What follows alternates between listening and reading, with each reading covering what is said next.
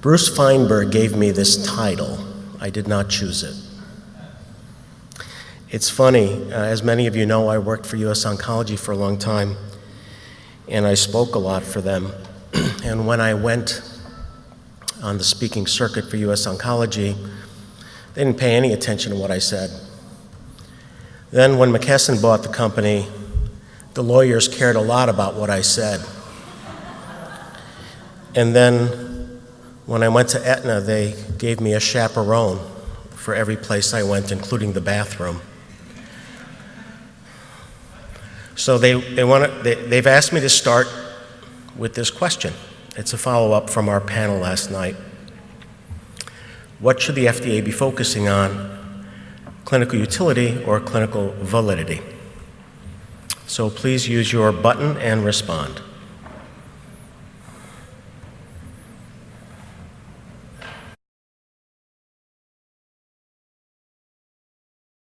And the correct answer is yes.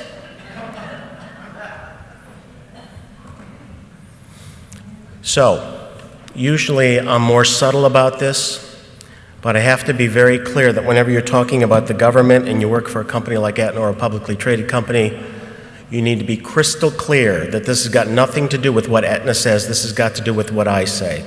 You're going to tweet something, just say some crazy guy named Mike said this stuff. Okay. This is what the president said, last State of the Union address, $215 million precision medicine initiative. Everybody clapped. Big excitement. But of course, he couldn't help himself. He had to tell us how we were going to spend the money. This is how he wanted to spend it. Now, let me make it clear. I am apolitical.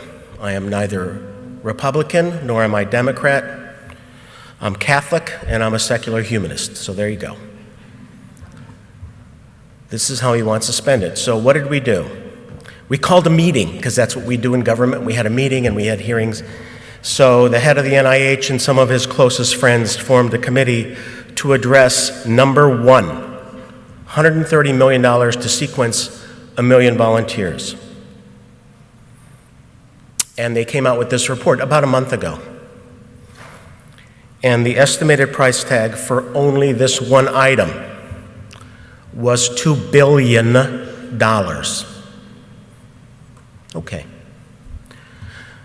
So after this, there was this little press release, oh no, we weren't really talking about sequencing the whole genome. We're going to do genotyping. Now, I'm not sure what genotyping is. Maybe that's like getting your blood type or something. We can do it for $30 a head. I'm not exactly sure how that's going to help us understand anything. So he's got this really nice list of stuff to do, but other than getting some play in political theater, I'm not sure exactly what it did. So I'm going to help him. I don't expect my phone to be ringing about this afternoon, but this is my opinion about what we really need to make this work in oncology. We need to address all of these things, but give me a little poetic license. When I say analytic validity, what I mean is pretty straightforward. Do we know what test is being done? Who should watch how it's being done? This was the topic of our discussion last night. And how should we pay for them?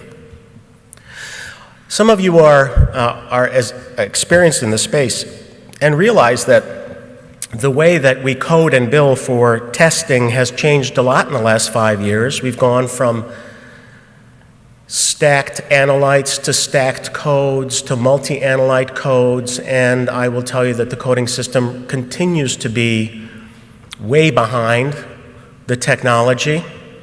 So I don't have to worry about being billed for 14 units of PCR and 16 units of electrophoresis. But now I've got to worry about what I'm getting for 16460, which, as some of you may know, is the EGFR mutation analysis. I don't know how the test is being done. I have no idea whether it's being done well. And as I said last night, the majority of tests for this analyte are not the companion diagnostic test. Now we add another layer of complexity. We got 81445, that's the 5 to 50 somatic gene mutation panel. We don't know how the test is done. We don't know if it's done well. It makes sense to have this code, because right now we're getting billed by people who do NGS for EGFR and MET and you name it. We don't know how the test is being done. There's a million ways it's being done, and I assure you, we do not know which way is better, and we don't have the expertise to figure it out. And even if we know the methodology, we don't know if it's being done correctly. Because as I said last night, when a doctor orders a test and the patient gets the result and a decision is made, you don't ask where the carburetor came from. When I say clinical validity, I mean, and this was touched on beautifully last night by our speaker, okay, there's a mutation, so what? Is it expressed? Does it alter gene function? How common is it in the tumor? Does it make a difference? What if 2% of the cancer cells have it? Is that the same as 22%? How about tumoral heterogeneity? What about context? What we have is this.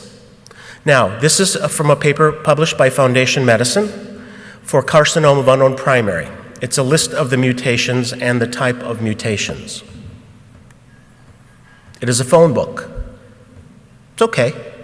A phone book is fine, but a phone book is not Google Maps. But that's, of course, only part of the problem. This is from my colleagues at Intervention Insights. It lists a handful of the 250-some EGFR mutations, some of which are relevant, many of which are not. So I would say we need to know that, don't you think?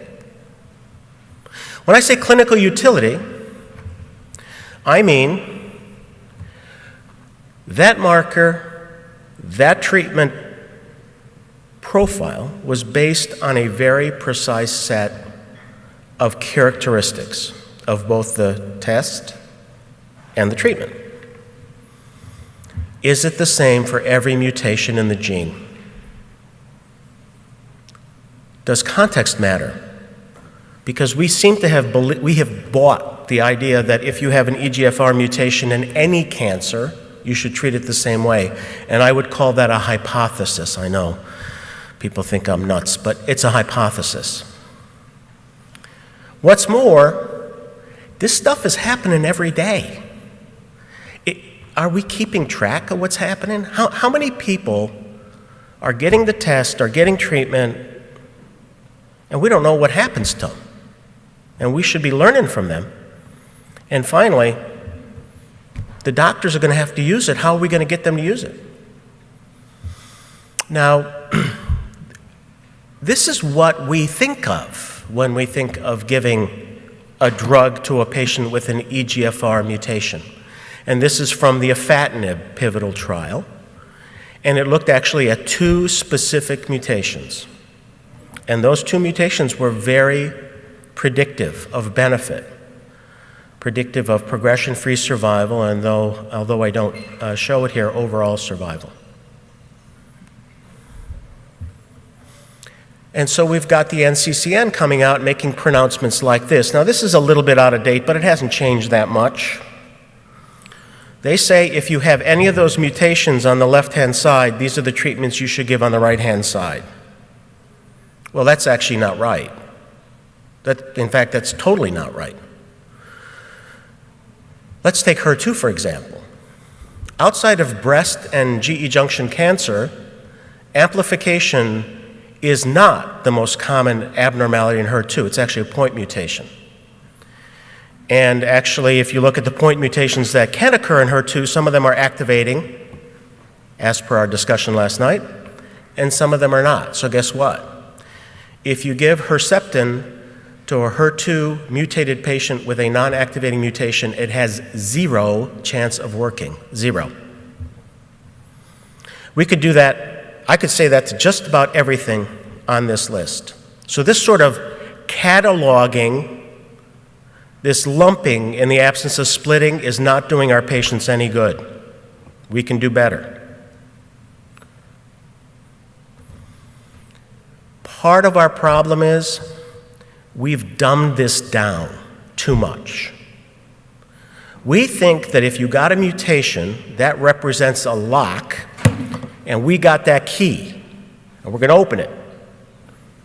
But that actually turns out not to be the case. On the bottom of the slide is actually the HER2 pathway. And I'll argue that HER2-based therapy for amplified HER2 is one of the greatest successes that we've seen in oncology in my professional career. We need to move past this. And I'm a little discouraged by the progress that we've made so far. So this is an example of the kind of stuff that is out there in the public domain. This was published in the springtime. It was a combination of academic medical centers who decided that they were going to look for a specific number of mutations. The reason they chose those mutations is because they had a drug they thought would work. So they sequenced a bunch of cancers, and this is your phone book for those cancers.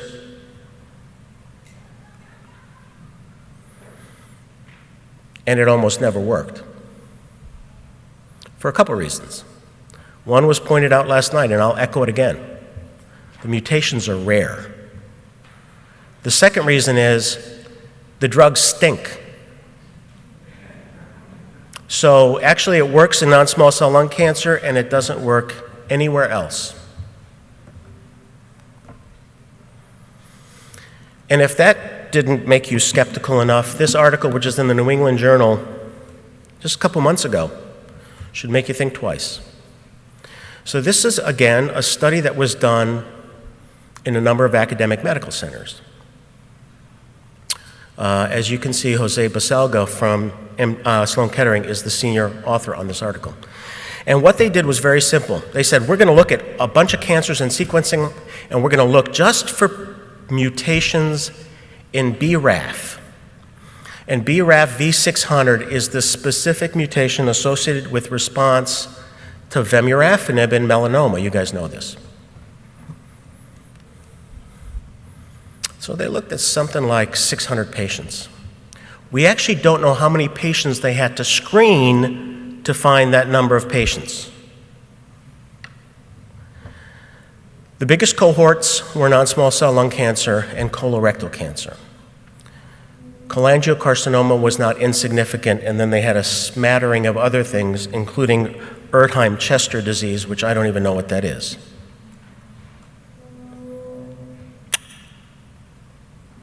Okay. The results, sorry about that. See if I can go back one.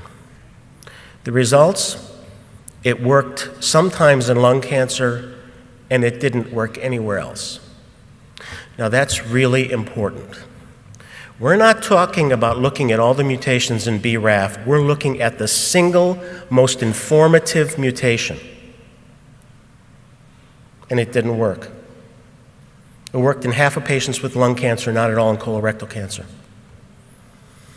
So there was a very interesting editorial. And the editorial basically said, this polar extreme of histology mutation is not right. The right thing is to consider context.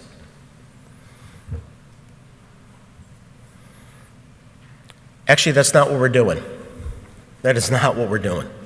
What we're doing is we're getting very smart people in a room, and we're saying, okay, this patient's got this mutation, how should we treat them? And with all due respect to my academic colleagues, that's about as good as the Wizard of Oz. Because they're smart, but nobody's that smart.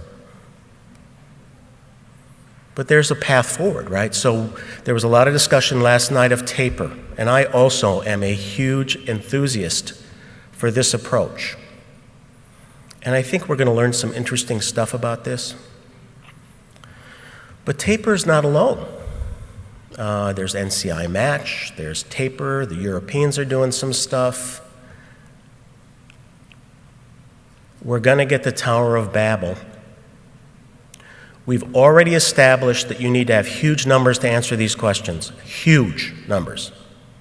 If everybody's doing the test different, collecting different information, treating things different, we're going to get nowhere because you won't be able to pool those analyses. We need to agree to agree.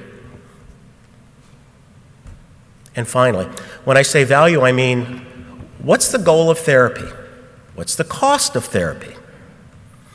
Is doing this test about sequence or replacement? I'll explain that to you in a minute. How do we value exceptional responders? This is really important. And then how should it impact the regulatory and research world? So this study was just published last month in Lancet Oncology. And the question was, and it was done in France, what's more value-based? Just giving whatever you want to people who failed therapy or using a molecular profile. And this is a different representation of the catalog of mutations they found. And this is the result. There was, in fact, no difference. Now, I point this out to you, this study out to you, because this study is a piece of crap. In fact, I don't actually have any idea how this study got published. It is ridiculously underpowered to answer any question. I point out to you that there were exactly 5 patients in the molecular targeted group followed for 8 months. 5. How could you publish this? People are actually citing this as an argument against personalized medicine. That's nuts. We have to do the research right. But we also have to recognize there's a second problem. And the problem actually is not the test. It's the drug. It's the cost of the drug. So this article was roundly lambasted about a year ago. Some people in Toronto looked at the cost effectiveness of personalized medicine, and they looked at a really informative mutation and a really good drug. And they found that by anybody's cost effectiveness criteria, the drug was ridiculously overpriced. No offense to the people who make this drug. But for it to be cost effective, the price had to come down at the minimum to less than $4,000 a month, and this drug is more than double that.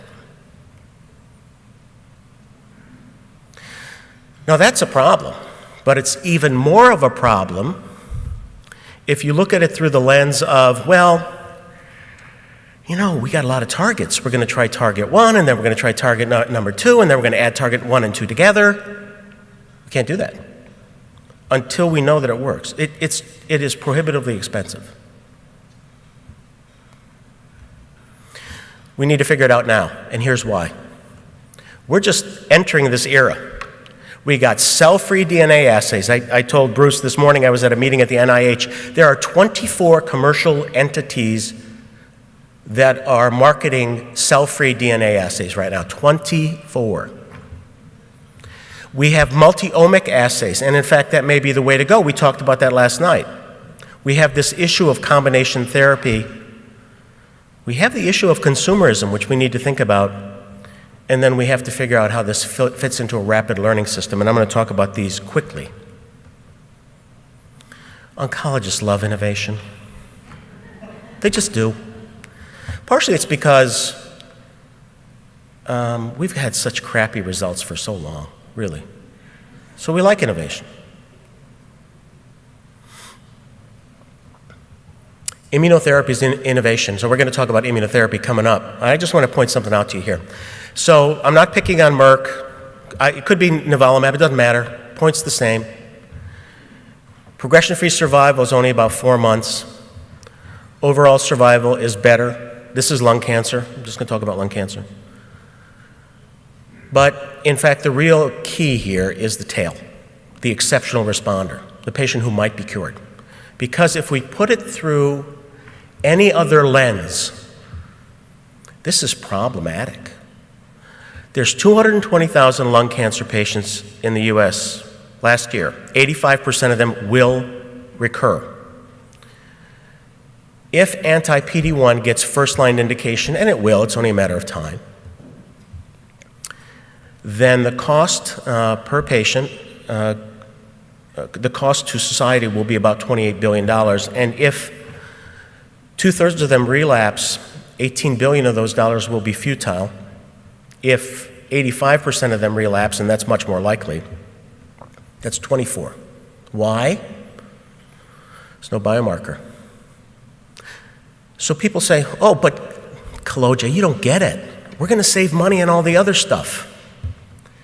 So this is what all the other stuff costs. The total cost for a patient treated for lung cancer for a whole year is $120,000.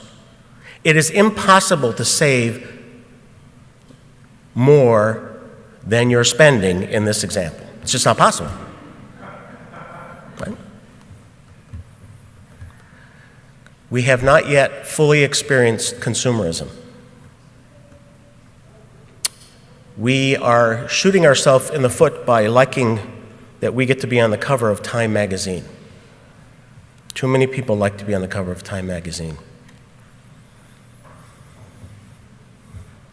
And there are people who decided that everybody else in this healthcare ecosystem is a square, so they should go directly to patients. And in case you haven't heard, this company's coming back now. We saw data last night from Joy that said that as consumerism increased in the genetic testing space, the inappropriate ordering of tests, that is inappropriate as judged through the lens of evidence-based, increased. She showed you data, this is the same data. So patients are a little bit confused, and so are doctors. So this is from Stacy Gray at Dana-Farber. They were going to start doing widespread multiplex next-generation sequencing, and they asked the doctors, do you want it, and do you know what to do with it? This is at Dana-Farber. And the answer is, some of them did, and a lot of them didn't. I don't know what they were going to do with it. Now, this is Dana-Farber. So, I don't know, Bruce in Atlanta, in upstate New York, they want the test. They don't know what to do with it. Now, I don't want this to sound like we need Watson to figure it out. I'm not sure we do, at least not yet. But we do need to get behind something that Julie Vose said last night, and that is that we need to find a way to develop a rapid learning system. We need to learn from every patient. And most importantly, that data needs to be democratized and transparent. Everybody needs to get access to it. It's not something that you can sell, or at least it shouldn't be. And finally, if the situation is this complex, does the current payment methodology make sense? So I'll give you an alternative approach. We give you the drug, and if it works, we pay for it, and if it doesn't, we don't. Value-based, that's value-based pricing, boy.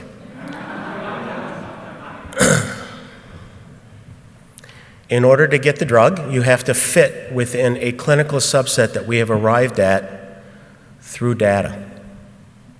Just something to think about. Albert Einstein and Robert Oppenheimer.